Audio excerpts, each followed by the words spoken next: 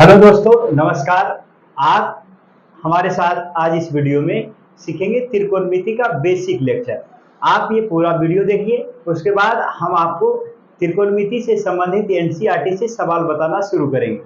आप शुरू से लेकर के अंत तक देखें। अगर ये आपको अच्छा लगता है तो आप लाइक करें, शेयर करें और अपने दोस्तों के साथ सब्सक्राइब भी करें।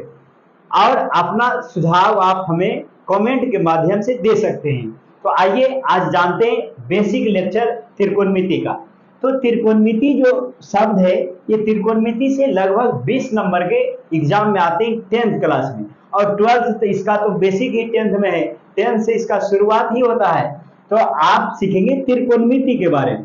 तो त्रिकोणमिति जो शब्द है, ट्रिगोनोमेट्री, ये शब्द को ही ध्यान से पहले देखिए।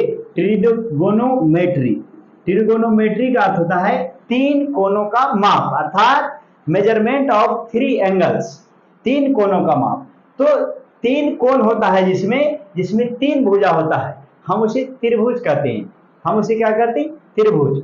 तो ये त्रिभुज के बारे में हमको पढ़ना होता है। तो ये त्रिकोणमिति शब्द जो दिया था, वो दिया था हिप्पोकार्स ने। उसका नाम था हिप्पोकार्स। हिप्पोकार्स ने त्रिकोणमिति शब्द को दिया था। त्रिकोणमिति शब्द का अर्थ होता है तीन कोणों का माप, तीन कोणों का, तीनों कोणों का माप। तो त्रिभुज में जो तीन कोण होता है, हम उसे त्रिभुज कहते हैं, और तीनों कोणों का माप होता है 180 डिग्री। तो त्रिकोणमिति शब्द का अर्थ ही है तीन कोणों का माप। तीन, जिसमें तीन कोणों का माप करते हैं, तीन एंगल से संबंधित स्टडी करते हैं, हम उसी को क्या बोलते हैं? त्रिकोणमिति कहते हैं। आपको ये बात ध्यान रखना है कि त्रिभुज के तीनों कोण का मान 180 डिग्री होता है। आप जानते हैं कि त्रिभुज का किसको कहते हैं? तीन भुजाओं से घिरी आकृति को क्या कहते हैं? त्रिभुज कहा जाता है। तीन भुजाओं से घिरी आकृति को त्रिभुज कहते हैं। जैसे ये एबीसी एक त्रिभुज है, इसमें तीन भुजा है। भुजा कैसे? इसमें एक कोण ए के सामने जो भुजा है, इसको ए बोलते हैं। तो ए के सामने जो भुजा हो जाएगा, ए हो जाएगा। सी के सामने भुजा सी है, और ए बी के सामने बी है। तो इसमें जो भुजा है ए बी भुजा भी लिख सकते हैं, बीसी भी और एसी भी। तो ये तीन गो भुजा है, तीन भुजाओं से घिरी आकृति को त्रिभुज कहते हैं। तो ये हो जाएगा, ये तीन भुजा है। और तीन कोण कौन कौन है? कोण ए और कोण बी और कोण सी। ये तीन कोण मिलकर करके 180 डिग्री का निर्माण करता है। आपको ये बात ध्यान रखना होगा कि त्रिभुज के तीनों कोणों का मान 180 डिग्री ही होता है। अब आपको जानना है कि समकोण त्रिभुज किसको कहते हैं। समकोण के बारे में जानेंगे। तो ये समकोण त्रिभुज जो होता है, जिसका एक कोण 90 डिग्री के बराबर हो जाए, हम उसे क्या कहते हैं? समकोण त्रिभुज कहते हैं। तो आपको पता होना चाहिए कि समकोण त्रिभुज किसको कहते हैं। आप कॉपी पेन ले करके बैठिए और उतारते भी चलना है। समकोण त्रिभुज किसको कहते हैं? समकोण त्रिभुज, समकोण त्रिभुज जिसका एक कोण 90 डिग्री के बराबर, जिसका एक कोण 90 डिग्री के बराबर हो, उसे क्या कहते हैं? समकोण त्रिभुज कहते हैं। वैसा त्रिभुज जिसका एक कोण 90 डिग्री के बराबर होता है, हम उसे क्या कहते हैं? समकोण त्रिभुज कहते हैं।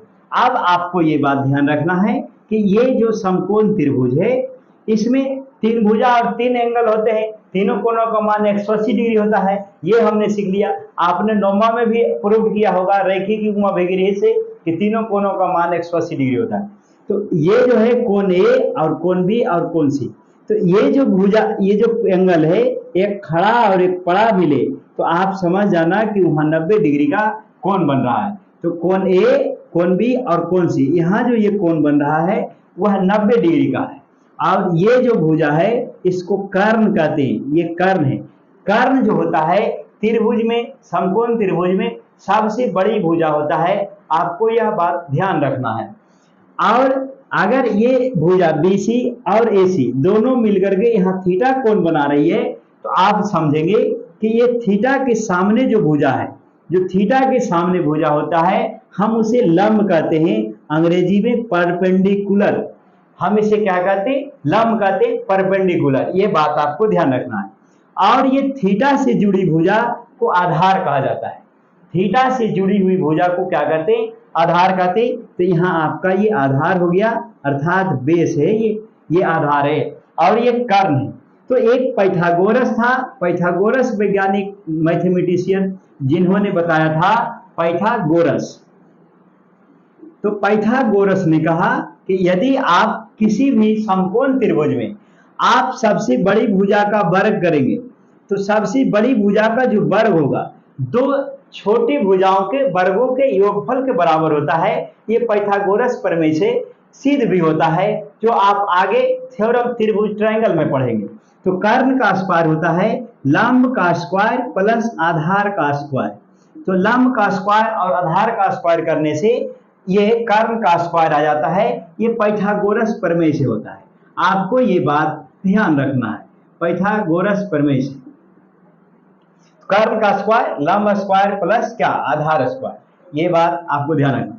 अब आप यहां से अलग अलग फार्मूला निकाल सकते हैं, इसी से और भी फार्मूला निकाल सकते हैं। जैसे में लंब स्क्वायर हमें निकालना हो तो हम क्या करेंगे, लंब स्क्वायर बराबर यहाँ निकालना है तो इधर ये प्लस में रहता है, बराबर का इधर लाएंगे तो हो जाएगा क्या माइनस में। तो ये हो जाएगा कर्ण का स्क्वायर माइनस आधार का स्क्वायर।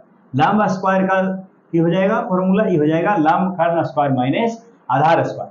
आप यहां से आधार स्क्वायर भी निकाल सकते हो। कैसे निकालेंगे आधार स्क्वायर? ये हो जाएगा आधार स्क्वायर, सबसे बड़ी भुजा जो कर्ण है उसका स्क्वायर में से हम घटा लेंगे। क्या घटाएंगे?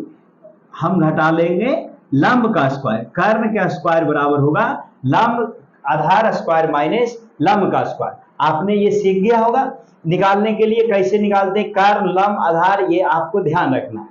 हम कैसे निकालते हैं, एक उदाहरण के साथ आप देखेंगे कि कैसे हम निकालते हैं कर्ण लंब और आधार। जैसे कि ये त्रिभुज दिया हुआ है आपके पास, ये त्रिभुज आप